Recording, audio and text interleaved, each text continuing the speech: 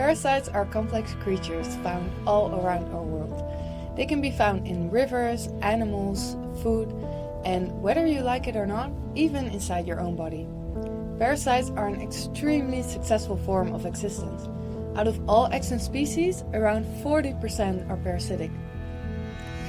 Parasites may have gotten a bad rap in the media, with news headlines often writing about mind control worms and eye-bulging fungus, or shows like The Last of Us showcasing an extreme view of a parasite-ridden world. The truth is, parasites have a lot more about them than just these scary yet cool adaptations. And their history, as well as their evolution, becomes ever so important as we move forward to study their conservation in today's world.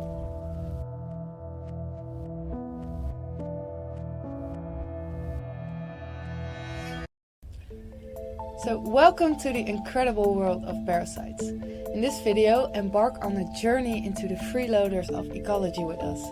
From the isopod who eats fish's tongues, to the fungus that splits off the head of ants, to the barnacle that turns male crabs into female. These organisms defy simplicity.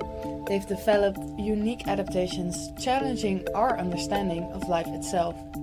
Join us as we uncover the hidden world where adaptation takes center stage, the world of parasites. In order to first understand parasites, we must first understand what characterizes them. In this case, we must talk about species interactions. Symbiosis is an interaction in which two different species can live in close association. It can take many forms. Mutualism, where both species benefit from this interaction, commensalism, where one benefits without hurting the other, or parasitism, an association where one organism benefits at the expense of the other. The term parasite is applied to a wide range of plant and animal taxa. It's the organism living in or on another organism called the host, and feeding on it at the host's expense. The parasite also shows some form of structural adaptation to its host. Now, parasites, like many other organisms, often show adaptations to their environments, and these adaptations may come in the form of phenotypic plasticity. Phenotypic plasticity is the capacity of a single genotype to exhibit variable phenotypes in different environments. Parasites show these phenotypically plastic adaptations on many occasions. As you can see, in the context of parasitism, phenotypic plasticity plays an important role in the evolution of the parasite to be better fit to its host. The ability to alter their phenotypes allows parasites to adjust their characteristics to different hosts or niches. This way, some parasites can manipulate their life cycles and reproductive strategies. This adaptability maximizes their overall fitness. But how complex can these life cycles really get? And why is it worth it for parasites to take the risk of living in multiple hosts? Let's take a look at that.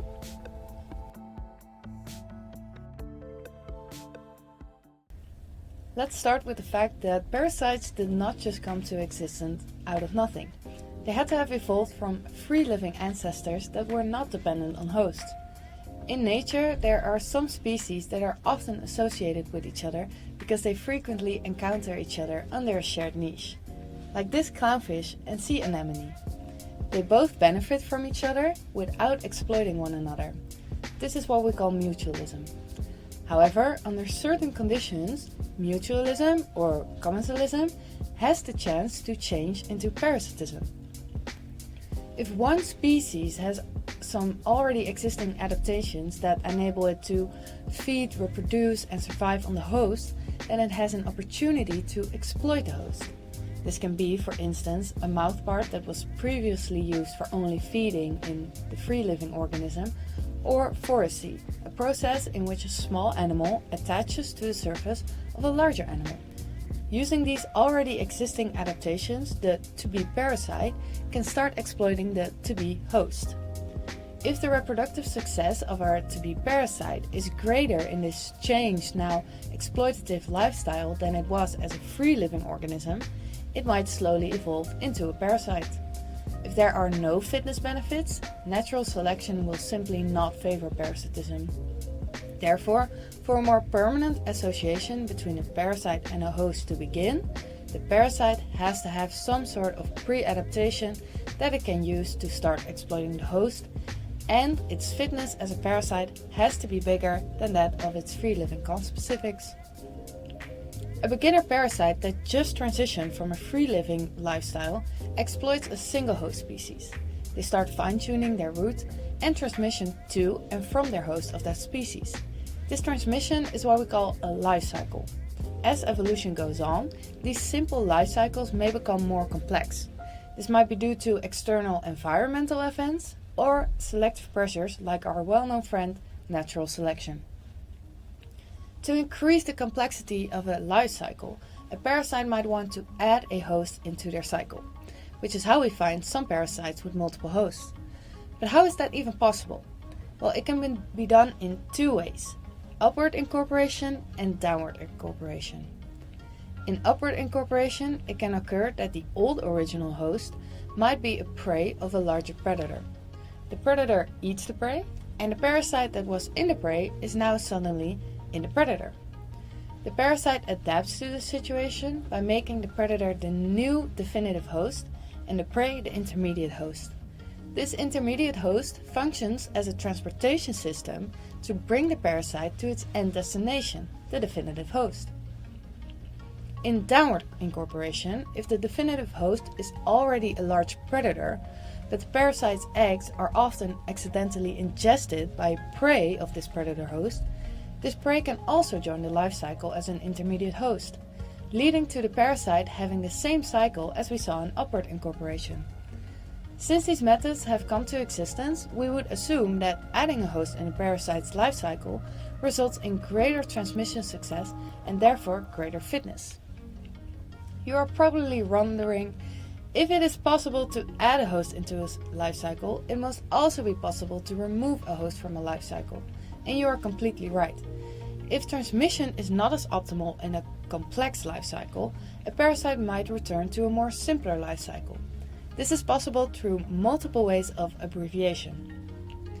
The most common ways to remove a host from a life cycle is by skipping the last step where the second intermediate host is eaten by the definitive host. The parasite stays in the second intermediate host, which now becomes the new definitive host. It is also possible to use your first intermediate host as your second intermediate host, also shortening the life cycle. Besides these, there are many more possibilities for parasites to dump their hosts. They can skip multiple hosts and even some stages of sexual reproduction. Multiple parasitic species have shown abbreviations of their life cycles. It might be necessary to do this when the definitive host is not around in that area or even extinct. Due to cues from intermediate hosts, parasites can actually detect this and adapt to this. How cool is that? But what is even cooler is the fact that due to this being possible, we can conclude that parasites actually have kept genetic variation to be able to adjust to their changing environments. And that is why we can call them phenotypically plastic.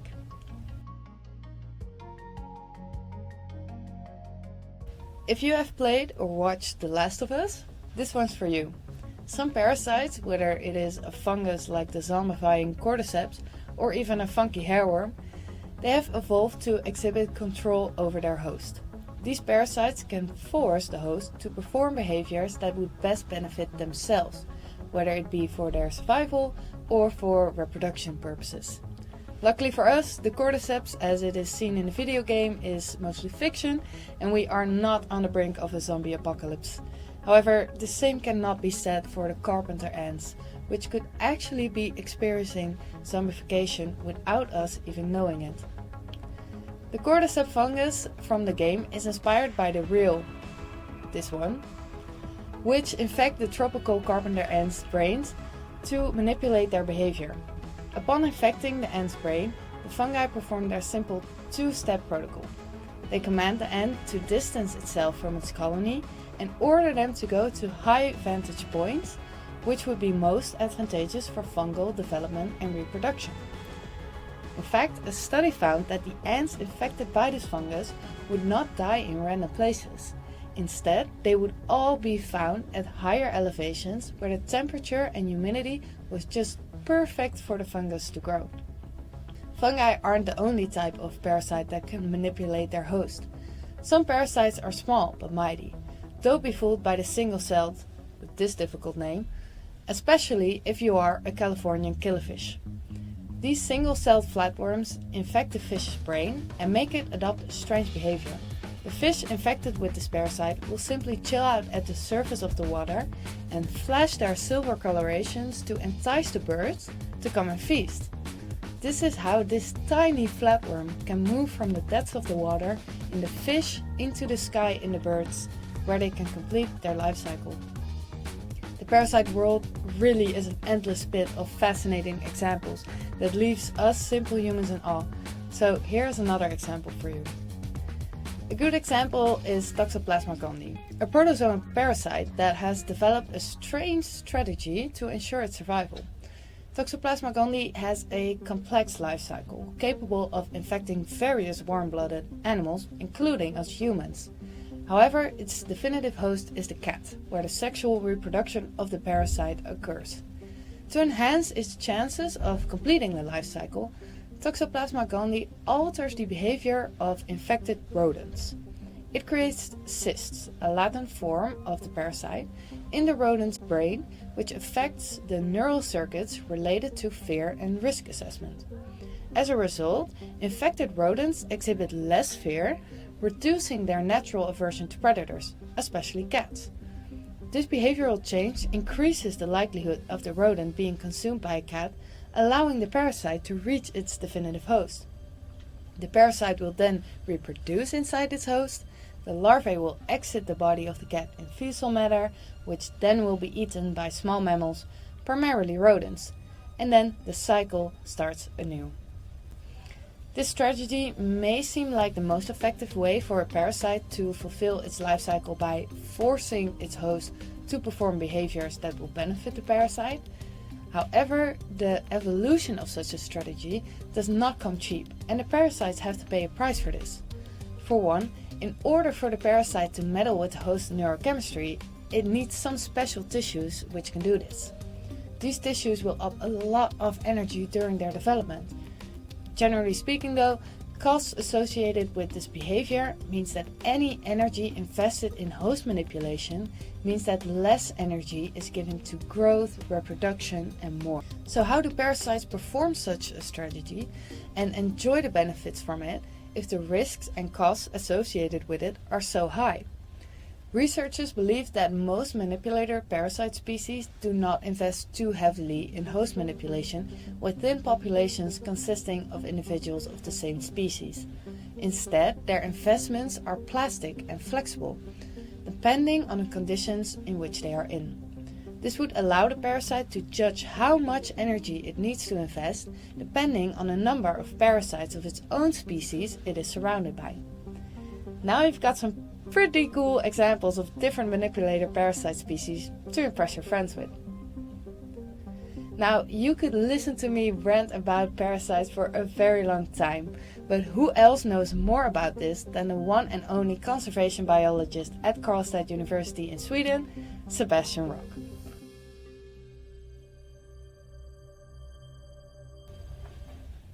So far, you've probably been thinking of parasites as being primarily contained on the bodies of their hosts.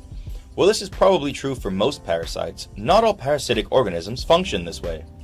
Some parasitic organisms may only be parasites for the minority of their life cycle, existing primarily as free-living animals. Freshwater mussels in the order Unionida are one such example.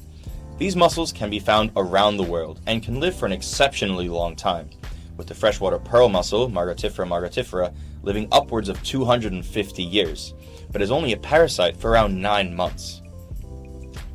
Male unionid mussels release gametes for internal fertilization of eggs in female mussels. Fertilized eggs are then developed in specialized marsupial pouches within the females for later release as parasitic larvae. These are known as glucidia. When glucidia then attach themselves to the outer surfaces of host fish, generally on the gills or the fins, where they become encysted for a time and metamorphose into juvenile mussels. When infesting on their hosts, Glaucidia don't cause too much harm beyond slightly lowering growth rates, but some evidence is out there that suggests that Glaucidia can actually manipulate host behavior as well. I won't get into that right now.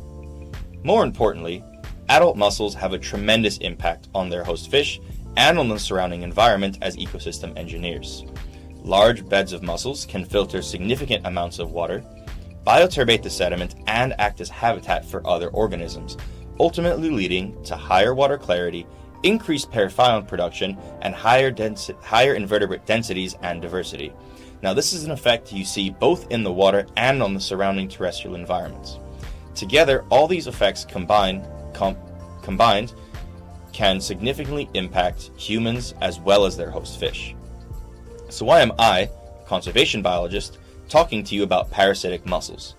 Well, freshwater mollusks are the most endangered category of organisms on the planet, and are the most endangered category of organisms within Europe, far above bees, which tend to get all the fancy press attention.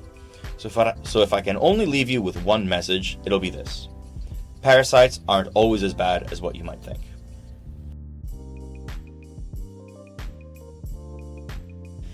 We just talked about how parasites can manipulate their hosts, but does that mean that they also have an impact on ecosystems?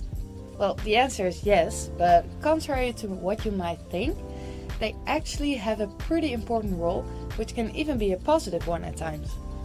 The effects that parasites have on an ecosystem can vary greatly depending on the species, but overall they can impact directly or indirectly host population dynamics, alter interspecific competition, and contribute to biodiversity.